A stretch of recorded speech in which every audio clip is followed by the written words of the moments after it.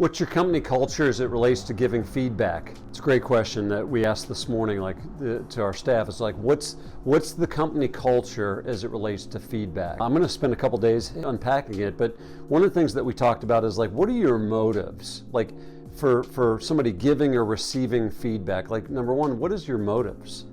And so for us and our staff, it's like, do you give a damn about your teammates? Like, if you're providing them feedback, are you providing them feedback because you are interested in them progressing in their career, for them to being the best version of themselves, personally and professionally? What are your motives? The motive as it relates to giving, and the motive as it relates to receiving feedback. Specifically, we hit on, from a giver standpoint, the person giving, we went through like the point of view, the presentation as far as your disposition is, which I'll hit on tomorrow more than likely.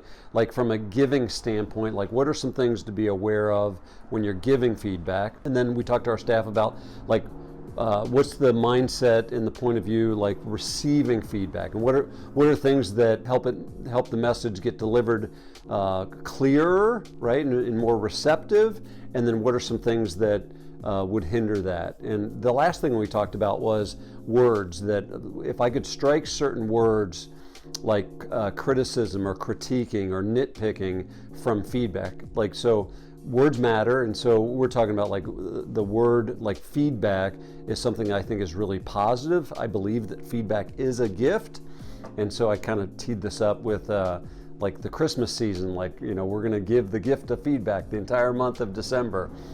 I don't know that my guys are nearly as excited about it, Steve-O, as I am, but I'm excited about it. But words that we need to strike, like criticism, critiquing, and nitpicking, and the reason for that is that many of my guys are very reluctant to give feedback, and if the receiver uses the word like criticism, critiquing, or nitpicking, that might be enough of a negative word that the person that doesn't like to give feedback isn't even going to try.